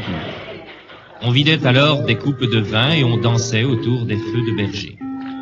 Job s'avançait dans la nuit et parlait à Dieu de ses enfants, craignant toujours qu'ils aient sali leur âme.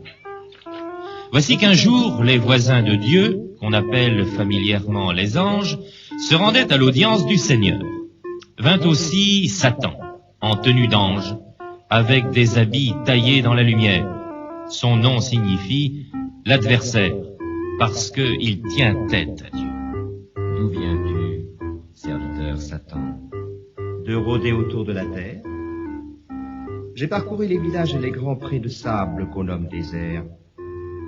J'ai observé Léviathan, le monstre qui sillonne le Nil et jette la terreur jusqu'à la mer Rouge et la Méditerranée. Aurais-tu par hasard aperçu mon ami Job le juste? Sais-tu qu'il n'est personne au monde qui me soit aussi cher? C'est un homme droit et foncièrement bon. Crois-tu, Seigneur, que cet amour soit gratuit?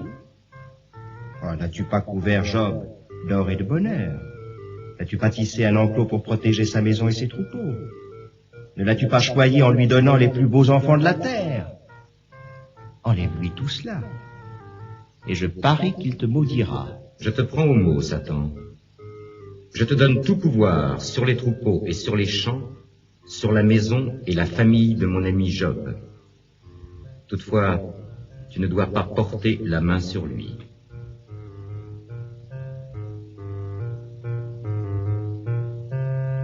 Ce jour-là, les enfants de Job avaient organisé un banquet pour célébrer ensemble l'anniversaire de leur frère aîné.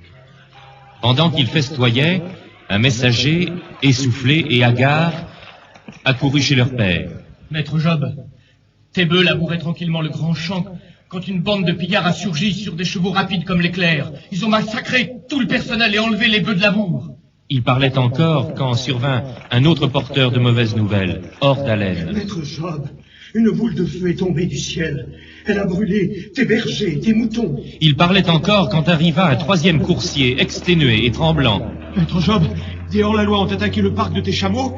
Ils ont tué tous les gardiens et emmené les animaux. » Il parlait encore quand un dernier messager se jeta à ses pieds. « Maître Job, tes enfants faisaient la fête chez ton fils aîné quand le sirocco du désert a soufflé en ouragan et renversé la maison où ils étaient réunis. Tous sont morts sous les décombres. » Job se leva de table, se découvrit, sa vue se brouilla. Les yeux clos, il dit simplement: « Le Seigneur donne, le Seigneur reprend. Béni soit-il. »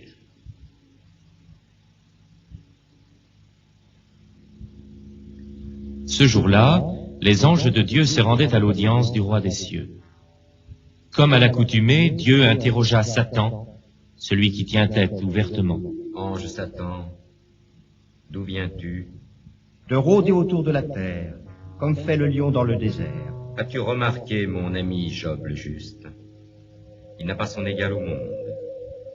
C'est un homme foncièrement droit et bon. Malgré ses épreuves, tu n'as pas réussi à le dresser contre moi. Qu'importe d'avoir des richesses et des enfants. Il suffit de sauver sa peau. Pique-le dans sa chair, et tu verras bien s'il te garde dans son cœur. Une fois encore, je te livre, mon ami Job, afin que tu l'éprouves jusque dans son corps.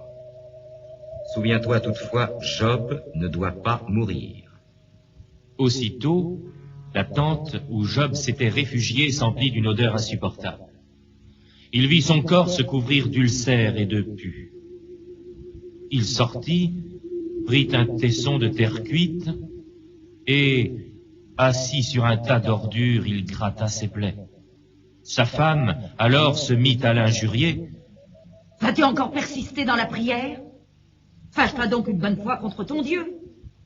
Ou bien, qu'il te frappe de mort, et tu seras enfin libéré du malheur. » Tais-toi, mégère. N'acceptons-nous pas de Dieu le bonheur? Dès lors, pourquoi refuserions-nous le malheur? Je sais que mon libérateur est bien vivant. Béni soit-il. La nouvelle du grand malheur de Job s'était répandue dans tout le pays. Aussitôt, 3 de ses amis se mirent en route vers lui. Ils s'arrêtèrent à quelques pas du tas d'ordures où il gisait. « Est-ce possible? Serait-ce notre ami Job? Quelle faute a-t-il commise pour être dans cet état? » Les amis, consternés, se regardèrent, puis se mirent à pleurer. Ils demeurèrent ainsi un long moment, immobiles et muets. Nul n'osait dire un mot, tant était grande leur surprise et leur peine.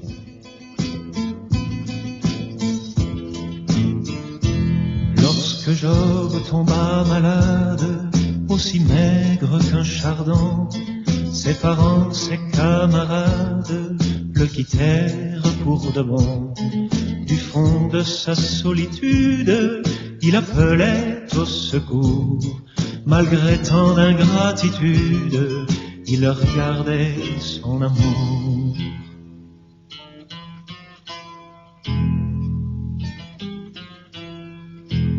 Pauvre Job, je voudrais essuyer tes pleurs. Dans tes yeux, je lis tant de malheur. Tant que la prière brûle ton regard, il reste encore de l'espoir.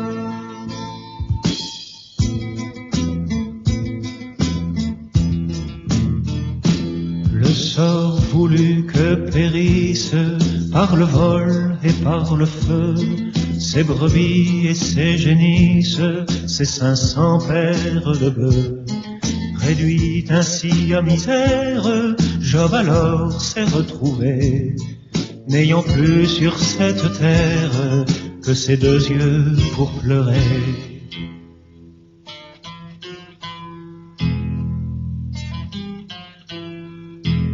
Pauvre Job, je voudrais essuyer tes pleurs. Dans tes yeux, je lis tant de malheur. Tant que la prière brûle ton regard, il reste encore de l'espoir. Pauvre Job, si je peux consoler ton cœur, j'aimerais t'offrir une fleur.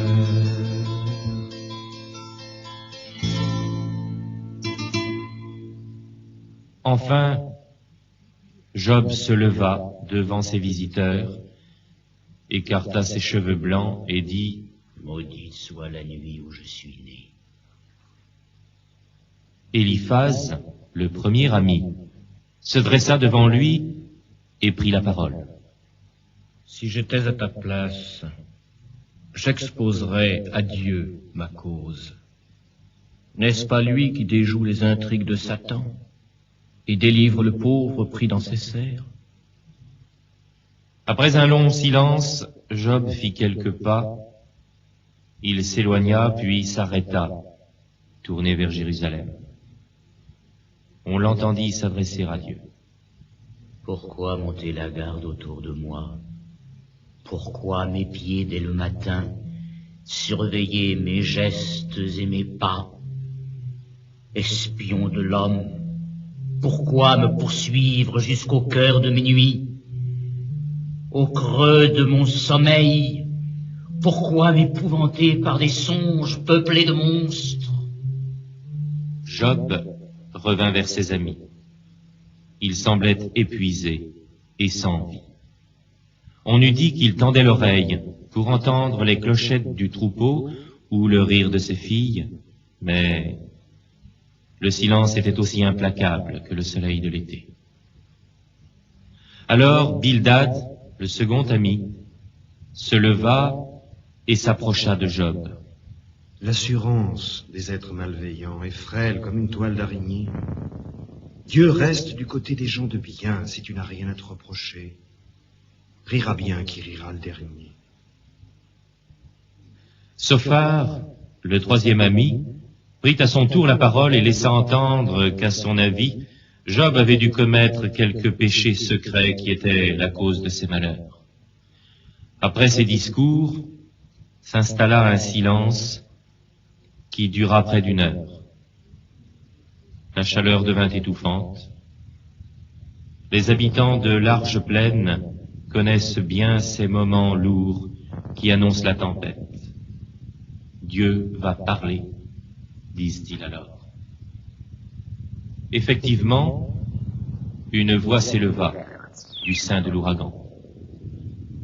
Où donc étais-tu quand je bâtissais la terre, lorsque j'en prenais les mesures au cordeau tandis que chantait la chorale des étoiles? Sais-tu, Job, où habite la lumière? La maison de la nuit, la connais-tu? Es-tu jamais monté au grenier de la neige, et les réserves de grêle, les as-tu visitées? Connais-tu le repère de la tempête, et les gorges de l'orage, les as-tu parcourues? Qui donc enfante la rosée et le givre, la pluie et la glace, qui les a engendrés? Est-ce toi qui fais bondir le cheval, le lance au galop comme une sauterelle, qui habille l'épervier et tourne ses ailes pour que le vent du sud les masse de sa main? Quand se tut la voix majestueuse de Dieu, Job revint vers ses amis. Il était apaisé, une étrange lumière émanait de son visage. Il se contenta de dire « Grand est mon Dieu, juste est mon Seigneur, je ne le connaissais que par témoin, je ne savais que par oui dire, désormais il s'est approché de mon cœur, et mes yeux l'ont vu dans la splendeur du monde. »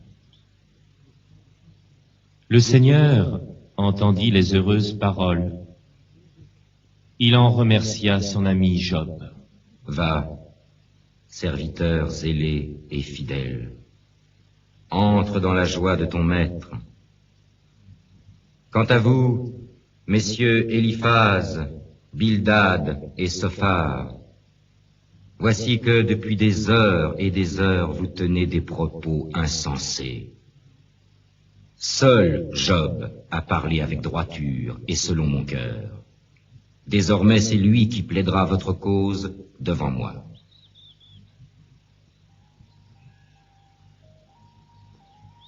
On vit alors la prairie refleurir.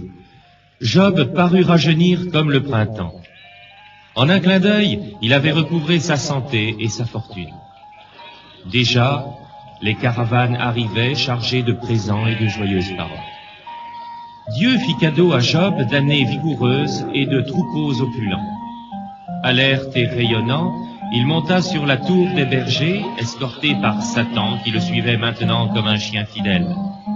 Il regarda le pays de larges plaines. 14 000 moutons, 6 000 chameaux et 1000 ânesses formaient son nouveau cheptel. Job comprit que le Seigneur était vrai. Sa maison s'égaya de rires et de chansons. Job eut, en effet, à nouveau 7 fils et 3 filles. Maintenant que l'histoire de Job s'est bien terminée, reparle-moi du monstre Léviathan. C'est un immense et mystérieux animal qui vit dans le Nil et dans la mer. Les hommes de la Bible l'imaginent tantôt sous la forme d'un gigantesque crocodile, tantôt comme un serpent de mer ou une sorte de baleine cuirassée, ou un monstre à 7 têtes. On le confond avec le dragon. On le reverra dans notre histoire? Oui, mais à la dernière page de la Bible.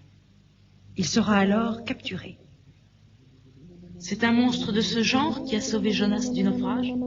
Tu as raison, David. Dieu peut transformer le loup en agneau et un dragon en ami. Jonas, comme Job, est soudain jeté dans le malheur. Mais Dieu ne veut pas de leur mort, ni même leur désespoir. Il veut leur prouver qu'il veille sur eux et leur prépare une fête. Dis-moi l'histoire de Jonas. Un beau matin, Dieu interpella Jonas au saut du lit. Lève-toi, prépare tes affaires et pars pour Ninive. La méchanceté des habitants de cette ville m'écœure. Va les rappeler à l'ordre de ma part. Jonas commença à prendre ses dispositions tout en réfléchissant à sa mission. Cette affaire, décidément, ne lui disait rien qui vaille. Comment allait-il être reçu à Ninive? Pris de panique, il gagna le port le plus proche, décidé à fuir dans la direction opposée. Il trouva un bateau en partance pour Tarsis. Il paya son passage au capitaine et monta à bord. Le voilier largua les amarres et prit le large. Le Seigneur Yahvé, voyant que Jonas, sous l'empire de la peur, lui désobéissait, déchaîna sur la mer une terrible tempête. Le vaisseau risquant de couler, les marins jetèrent à l'eau toute la cargaison, puis ils se dirent « Tirons au sort, pour savoir qui est responsable de notre malheur. » Ils jetèrent les dés, et Jonas fut désigné comme coupable de ce qui arrive. On le pria de s'expliquer. Tout penaud, il avoua « Oui, j'ai fui avec vous pour ne pas aller à Ninive, dire au roi et à ses sujets que Dieu n'est pas content d'eux. Je suis la cause de tous vos maux. Débarrassez-vous de moi et vous serez sauvés. » Émus par sa franchise, les matelots essayèrent encore de ramer pour ramener le voilier désemparé au port, mais leurs efforts furent vains. La mort dans l'âme, ils se résignèrent à jeter Jonas par-dessus bord, pour se concilier la protection du ciel.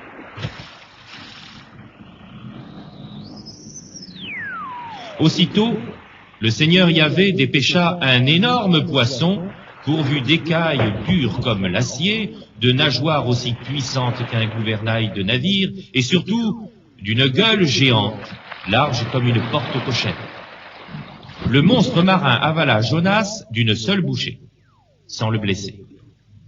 Le naufragé, stupéfait de ce qui lui arrivait, demeura dans les entrailles de la bête 3 jours et 3 nuits. Du fond de ce gouffre vivant, le prophète récalcitrant lança une prière à son Dieu.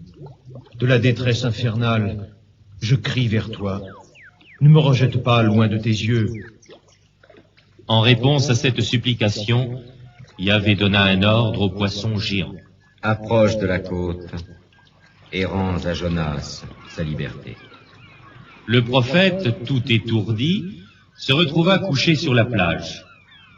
La voix du Seigneur atteignit le prophète en même temps que les premiers rayons du soleil.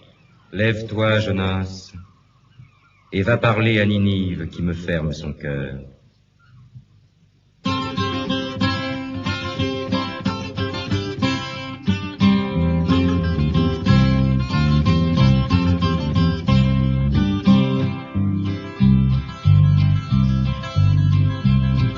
Allant prêcher à Ninive, Jonas imprudent s'éloigna trop de la rive, vu le mauvais temps. La mer était si mauvaise que Jonas tomba dans l'eau près d'une baleine qui passait par là. Quelle aubaine que de voyager dans une baleine bien aménagée, avec de la chance et un cachalot. On est sûr d'avance de tenir sur l'eau.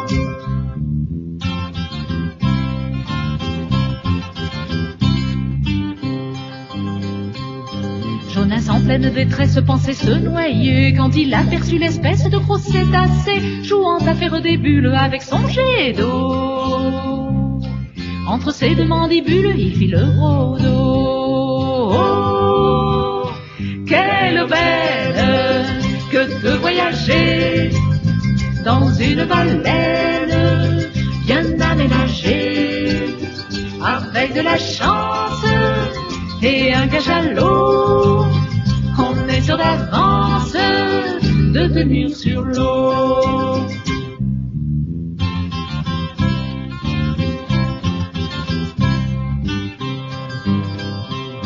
Par la mâchoire entrouverte, Jonas a pu voir les poissons, les vagues vertes, les oiseaux du soir. C'était un si beau spectacle qu'il en remercia Dieu, l'auteur de ce miracle que nul n'oubliera. Quelle aubaine que de voyager dans une baleine bien aménagée, avec de la chance et un cachalot. On est sûr d'avance de tenir sur l'eau. Ninive était une ville énorme. Il fallait 3 jours de marche pour la traverser. Jonas, vêtu de noir comme au temps du malheur, parcourut les rues en criant « Encore 40 jours, et Ninive sera détruite !» Les passants lui demandèrent « Qu'est-ce que tu racontes là ?» Le prophète leur expliqua « Habitants de Ninive, je vous le demande au nom du Seigneur Dieu qui m'envoie vers vous. Renoncez à la violence et au sang qui colle à vos mains. » La nouvelle de la prédication de Jonas parvint aux oreilles du roi. Il se leva de son trône, quitta son manteau d'hermine, se couvrit d'un sac de jute et s'assit dans la cendre en signe de repentir. Il fit donner l'alerte au son de l'olifant et ordonna un jeûne général pour témoigner à Dieu que le cœur des Ninivites était touché par la parole du prophète. Hommes et bêtes, bergers et troupeaux ne mangeront et ne boiront rien pendant plusieurs jours. Et chacun criera vers Dieu de toutes ses forces en regrettant ses fautes.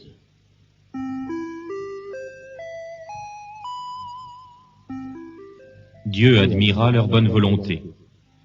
Il se souvint de son amour et sa colère s'apaisa. Il fit savoir qu'il pardonnait à tous.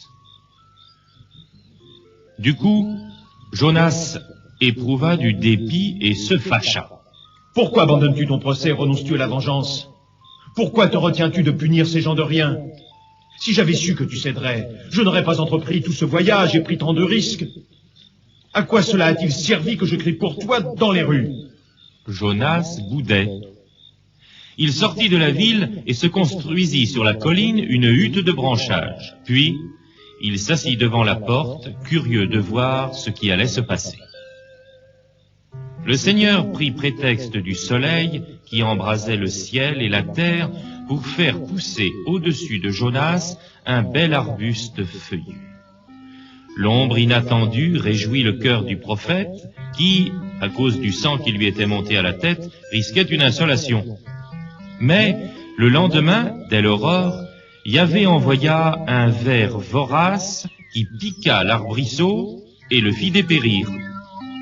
En même temps, il déclencha un vent sec et brûlant comme un brasier. Quand le soleil d'été fut à son zénith, Jonas crut s'évanouir de chaleur. Il souhaitait en finir. « Mieux vaut pour moi mourir que vivre. » Alors Dieu intervint. « Voyons, Jonas, est-il raisonnable de te fâcher à cause d'un malheureux arbuste? » »« Certainement. J'ai mes raisons d'être fâché à mort. » »« Écoute, mon ami. Tu t'inquiètes du sort d'une plante pour laquelle tu n'as pris aucune peine, que tu n'as pas fait grandir. Née en une nuit, elle est morte en une nuit. Et moi, je n'aurais pas pitié de la grande Ninive. N'y a-t-il pas dans cette ville plus de 120 000 personnes désorientées par leurs péchés, incapables de choisir leur droite de leur gauche et de trouver leur chemin dans la vie? Je préfère le salut des hommes à toute autre chose.